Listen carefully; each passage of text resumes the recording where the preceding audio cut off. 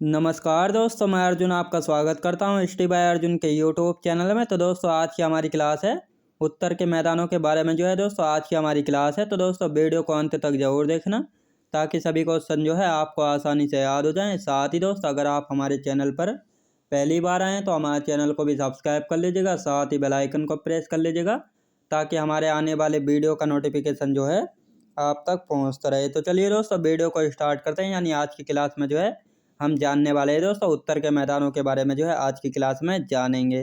तो सबसे पहले दोस्तों उत्तर के मैदानों से पहले हम पूर्वोत्तर की पहाड़ियों के बारे में जानने वाले हैं।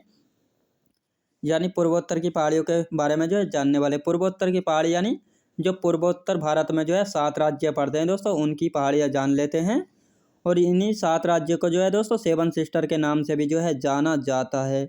जैसे अरुणाचल प्रदेश, नागालैंड, मणिपुर, त्रिपुरा, मिजोरम, मेघालय और असम। इन 7 राज्यों को दोस्तों, ये पूर्वोत्तर के 7 राज्य हैं, इनको दोस्तों सेवन सिस्टर के नाम से भी जाना जाता है। और इन्हीं 7 राज्यों की पहाड़ियों के बारे में जानेंगे, यानी पूर्वोत्तर की पहाड़ियाँ।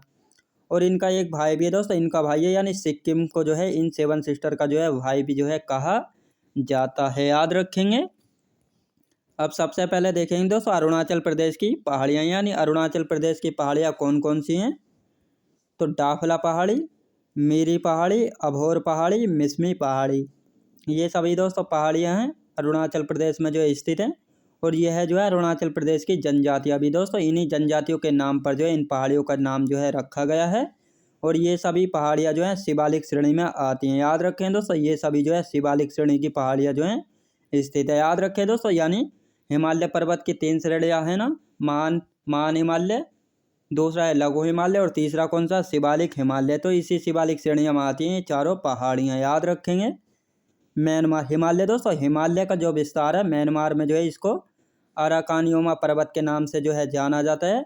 और साथ ही ये अराकानियोमा पर्वत भारत और म्यांमार की सीमा बनाता है। याद रखें दोस्तों, हिमालय पर्वत का विस्तार हिमालय पर्वत का दोस्तों विस्तार म्यांमार तक जाता है। और म्यांमार से नीचे बंगाल की खाड़ी तक जाता है। और बंगाल की खाड़ी में अंडमान निकोबार द्वीप समूह इसी का भाग है हिमालय पर्वत का। अब म्यांमार में हिमालय पर्वत के विस्तार को किस नाम से जाना जाता है? तो अराकानियोमा पर्वत के नाम से जाना जाता है। और साथ ही यह अराकानियोमा पर्वत भारत और म्यांमार की सीमा बनाता है। याद रखेंगे। पटकाई बुम दोस्तों, पटकाई बुम पहाड़ी कहाँ पर स्थित है? तो पटकाई बुम पहाड़ी अभी अरुणाचल प्रदेश में स्थित है। यदि बात की जाए नागा पहाड़ियों की, तो नागा पहाड़ी कहाँ पर स्थित है? नागालैंड राज्य में स्थित है नागा पहाड़ियाँ। मणिपुर राज्य की बात की जाए तो मणिपुर में मणिपुर पहाड़ी जिनको लेमाटोल पहाड़ी के नाम से भी जाना जाता है, कहाँ पर दोस्तों? मणिपुर राज्य में स्थित है। और यह हिमालय महान हिमालय का हिस्सा है। याद रखें दोस्तों, यह महान हिमालय का हिस्सा है। याद रखेंगे। जिस प्रकार अरुणाचल प्रदेश में डाफला, मीरी, मिसमी ये सभी पहाड़ियाँ कहाँ किसका हिस्सा है दोस्तों? शिवालिक हिमालय का। तो इसी प्रकार मणिपुर पहाड़ी या लेमाटोल पहाड़ी महान हिमालय का हिस्सा है। लुसाई पहाड़ी या मीजो पहाड़ी कहाँ पर है दोस्तों? लुसाई पहाड़ी या मीजो पहाड़ी ये दोनों एक ही नाम है, तो मिजोरम राज्य में स्थित है। लुसाई पहाड़ी की सबसे ऊंची चोटी की बात की जाए तो फोंगपुई या बिलो माउंटेन दोस्तों फोंगपुई है, जिसको हम बिलो माउंटेन के नाम से भी जाना जाता है। साथ ही ये मिजोरम राज्य की भी सबसे ऊंची चोटी है। और मीजो पहाड़ियों की भी सबसे ऊंची चोटी है। याद रखेंगे। यानी मिजोरम की भी सबसे ऊंची चोटी है बिलो माउंटेन यानी फोंगपुई। याद रखेंगे दोस्तों। आप देखते हैं शिलोंग का पठार। शिलोंग का पठार दोस्तों, शिलोंग का पठार या मेघालय का पठार के बारे में भी देख लेते हैं। शिलोंग का पठार या मेघालय का पठार दोस्तों, इस शिलोंग के पठार में 5 पहाड़ियाँ पाई जाती हैं, यानी 5 पहाड़ियाँ पड़ती हैं शिलोंग के पठार में। यह प्रायद्वीपीय भारत का हिस्सा है। और यह राजमहल की पहाड़ियों का हिस्सा है। याद रखें दोस्तों, प्रायद्वीपीय भारत का हिस्सा है कौन सा? मेघालय का पठार। याद रखें। और साथ ही राजमहल की पहाड़ियों का हिस्सा है। अब शिलोंग के पठार में 5 पहाड़ियाँ कौन कौन सी पाई जाती है दोस्तों? गारो, खासी, जैंतिया, ये 3 पहाड़ियाँ मेघालय राज्य में पाई जाती है। कहाँ पर दोस्तों? मेघालय राज्य में। मिकिर और रेगमा पहाड़ी ये दोनों पाई जाती हैं असम राज्य में। तो सबसे पहले हम गारो, खासी और जैंतिया पहाड़ियों के बारे में पढ़ेंगे। ये तीनों यहाँ की जनजातियाँ भी, यानी मेघालय की जनजातियाँ भी हैं तीनों, गारो, खासी और जैंतिया। शिलोंग के पठार को राजमहल की पहाड़ी से अलग करता है मालदा गैप। याद रखें दोस्तों, यानी ये जो शिलोंग का जो पठार है यह जो है राजमहल की पहाड़ियों का हिस्सा है। यानी दोस्तों ये जो है जब इसको जो है दो भागों में बांटने का काम करता है तो इसी को जो है मालदा गैप जो है कहा जाता है, याद रखेंगे। अब देखते हैं दोस्तों मिकिर पहाड़ी, मिकिर पहाड़ी देख लेते हैं। मिकिर पहाड़ी और रेगमा ये दोनों जो है दोस्तों असम राज्य में स्थित है। कहाँ पर दोस्तों? असम राज्य में स्थित है। लेकिन बात की जाए ये किसका भाग है तो मेघालय के पठार का भाग है, याद रखें दोस्तों। मेघालय के पठार में पड़ती हैं मिकिर पहाड़ी और रेगमा पहाड़ी, लेकिन असम राज्य में जो है इनका विस्तार है, याद रखेंगे। अब आते हैं दोस्तों उत्तर के मैदान, यानी उत्तर के मैदानों के बारे में देख लेते हैं। उत्तर के मैदान कौन कौन से, यानी नॉर्थ प्लेन्स के बारे में देखेंगे। इनका निर्माण सबसे पहले देखते हैं दोस्तों। इनका निर्माण जो है सिंधु, गंगा, ब्रह्मपुत्र एवं इनकी सहायक नदियों द्वारा लाए गए अपसाद के जमाव से जो है इन मैदानों का जो है निर्माण हुआ है दोस्तों। जब सिंधु, गंगा और ब्रह्मपुत्र नदी एवं इनकी सहायक नदियां जो हैं अपने साथ जो अपसाद यानी सेडिमेंट बहा कर लाती हैं तो उनके जमाव से जो है इन उत्तर के मैदानों का जो है निर्माण हुआ है। तो सबसे पहले उत्तर के मैदानों को जो है 4 भागों में जो है बांटा गया है। ये 4 भाग है दोस्तों, भाबर, तराई, खादर और बांगर, यानी इन 4 भागों में बांटा गया उत्तर के मैदानों को। अब भाबर क्षेत्र दोस्तों, जब नदियाँ जो हैं अपने साथ जो है मोटे मोटे पत्थर को जो है लेकर आती हैं बहाकर, तो उनको जो है ज़्यादा दूर तक जो है नहीं लेकर जाती हैं, उनको जो है एक जगह जो है एकत्र कर देती हैं। जब वह पत्थर जो है दोस्तों एक जगह एकत्र हो जाते हैं तो नदियाँ जो हैं दोस्तों इनके नीचे से जो है बहना स्टार्ट हो जाती हैं, यानी इनके नीचे से जो है नदियाँ बहना स्टार्ट जो है हो जाती हैं, यानी नदियाँ जो हैं विलुप्त हो जाती हैं। जब यहाँ पर दोस्तों इतने मोटे मोटे पत्थर हैं तो सीधी सी बात है यहाँ पर जो है कृषि नहीं होती होगी, यानी ये भाबर क्षेत्र जो है ये कृषि योग्य क्षेत्र नहीं होता, यानी यहाँ पर कृषि जो है नहीं होती है, याद रखेंगे। अब देखते हैं दोस्तों तराई क्षेत्र, यानी दोस्तों जब नदियाँ जो हैं मोटे मोटे पत्थरों से विलुप्त होकर नीचे बहती हैं, यानी तराई क्षेत्र में जो है यह वापस जो है ऊपर जो है निकल आती हैं, यानी तराई क्षेत्र में जो है तराई क्षेत्र जो है भाबर के दक्षिण में स्थित है और नदियाँ जो है पुनः बाहर निकल आती हैं। यहाँ पर जो है समतल यानी ज़मीन जो है समतल होती है और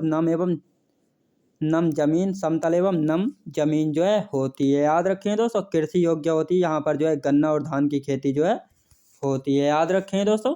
यानी जब नदियाँ यहाँ पर जो है पुनः बाहर आ जाती हैं तो अपने साथ जो है छोटे छोटे पत्थर कंकड़ जो है लेकर आती हैं और यहाँ जो है दोस्तों पानी जो है बिल्कुल समतल क्षेत्र पर जो है बहता है, याद रखें। और यहाँ की ज़मीन जो है समतल और नमी होती है और यह ज़मीन जो है कृषि योग्य जो है होती है। यहाँ पर जो है गन्ना और धान की खेती जो है की जाती है, क्योंकि गन्ना और धान के लिए जो है पानी की अधिक आवश्यकता जो है होती है, याद रखेंगे। अब इसके बाद आता है दोस्तों खादर क्षेत्र। खादर क्षेत्र दोस्तों, खादर क्षेत्र जो है इन सभी में जो है सबसे ज़्यादा उपजाऊ क्षेत्र जो है माना जाता है। खादर क्षेत्र दोस्तों नदियाँ हर साल बाढ़ लेकर आती हैं, यानी नदियाँ जो है अपने दोस्तों ये जो है कोई नदी बह रही है, जब नदी हर साल अपने साथ बाढ़ लेकर आती हैं तो बाढ़ का पानी जो है साइटों में जो है जहाँ तक जो है जाता है वहाँ पर जो है नई मिट्टी जो है जमा हो जाती है। जहाँ तक जो है बाढ़ का पानी जो है जाता है तो उसी क्षेत्र को जो है क्या कहा जाता है, उसी क्षेत्र को जो है खादर क्षेत्र जो है कहा जाता है, क्योंकि यहाँ पर जो है हर साल नई मिट्टी जो है जमाव हो जाता है। और बाकी का जो क्षेत्र बचता है जहाँ पर जो है बाढ़ का पानी नहीं जाता है उसको जो है बांगर क्षेत्र जो है कहा जाता है। यहाँ पर भी जो दोस्तों आपसे पहले जो है यानी बहुत समय पहले जो है बाढ़ आती होगी, लेकिन अब जो है नहीं आती है, तो इसको जो है बांगर क्षेत्र जो है कहा जाता है। तो नदियाँ जो है हर साल बाढ़ लेकर आती हैं और नई मिट्टी जमा हो जाती है, उसे ही जो है कांप या जलोढ़ मिट्टी के नाम से जो है जाना जाता है और यह क्षेत्र जो है खादर कहलाता है, याद रखें दोस्तों। यह क्षेत्र जो है खादर कहलाता है और सबसे अधिक उपजाऊ मिट्टी होती है दोस्तों, सबसे अधिक उपजाऊ ज़मीन होती है कृषि के लिए, याद रखेंगे। अब आते हैं दोस्तों बांगर क्षेत्र यानी बिना बाढ़ वाला क्षेत्र जो होता है, यानी ये वाला क्षेत्र जहाँ पर बाढ़ का पानी नहीं आता है उसी को जो है बांगर क्षेत्र कहा जाता है। इसका निर्माण जो है पुरानी कांप या जलोढ़ मिट्टी से जो है हुआ है और इसे जो है बांगर क्षेत्र जो है कहा जाता है, याद रखेंगे। तो दोस्तों ये थे, यानी पहला कौन सा था, पहला था दोस्तों भाबर, फिर कौन सा तराई, खादर और बांगर, ये 4 क्षेत्र हैं। किस में आते हैं दोस्तों? उत्तर के मैदानों में ये 4 क्षेत्र जो है आते हैं। और इन उत्तर के मैदानों का निर्माण की बात की जाए तो सिंधु, गंगा, ब्रह्मपुत्र और इनकी सहायक नदियों के द्वारा जो है अपसाद लाया जाता है और उन्हीं के द्वारा जो है इनका निर्माण किया जाता है उत्तर के मैदानों का, याद रखेंगे। उत्तर के मैदानों का विस्तार दोस्तों, उत्तर के मैदानों का विस्तार जो है बांग्लादेश तक है, यानी उत्तर के मैदान जो है इनका विस्तार जो है कहाँ तक है, बांग्लादेश तक है। उत्तर के मैदानों को जो है पश्चिम बंगाल और बांग्लादेश में जो है किस नाम से जाना जाता है, बारिंद के नाम से जो है जाना जाता है। यानी उत्तर के मैदानों का विस्तार दोस्तों बांग्लादेश तक है और इन्हीं उत्तर के मैदानों को जो है पश्चिम बंगाल और बांग्लादेश में जो है बारिंद का मैदान के नाम से जो है जाना जाता है, याद रखेंगे। तो दोस्तों ये थे उत्तर के मैदान। अब देख लेते हैं भारतीय मरुस्थल। भारतीय मरुस्थल के बारे में देख लेते हैं। भारतीय मरुस्थल दोस्तों, भारतीय मरुस्थल में जो है थार का मरुस्थल भारत का सबसे महत्वपूर्ण मरुस्थल है, याद रखेंगे। थार के मरुस्थल का विस्तार जो है पाकिस्तान और भारत में दोस्तों, भारत के राजस्थान, गुजरात और हरियाणा में जो है ये फैला हुआ है, याद रखेंगे। और यह जो है अरावली पर्वत के पश्चिम में, आपको पता है दोस्तों अरावली पर्वत कहाँ पर है, राजस्थान में। और विश्व का जो है सबसे पुराना पर्वत है अरावली पर्वत। इसी अरावली पर्वत के जो है पश्चिम में यानी वेस्ट में पड़ता है थार का मरुस्थल, याद रखेंगे। लोनी नदी दोस्तों, लोनी नदी जो है भारतीय मरुस्थल की जो है प्रमुख नदी है, याद रखें दोस्तों। यानी थार के मरुस्थल की प्रमुख नदी की बात की जाए तो लोनी नदी इस थार के मरुस्थल की जो है प्रमुख नदी है, याद रखेंगे। तो दोस्तों मैं उम्मीद करता हूँ आपको वीडियो क्वालिटी, कंटेंट वगैरह सभी कुछ आपको पसंद आया होगा। पसंद आया हो तो लाइक शेयर और सब्सक्राइब करना बिल्कुल भी ना भूलें। साथ ही दोस्तों अगर आप हमारे चैनल पर पहली बार आएँ तो हमारे चैनल को भी सब्सक्राइब कर लीजिएगा, साथ ही बेल आइकन को प्रेस कर लीजिएगा ताकि हमारे आने वाले वीडियो का नोटिफिकेशन जो है आप तक पहुंचता रहे। तो चलिए दोस्तों मिलते हैं नेक्स्ट वीडियोज़ में।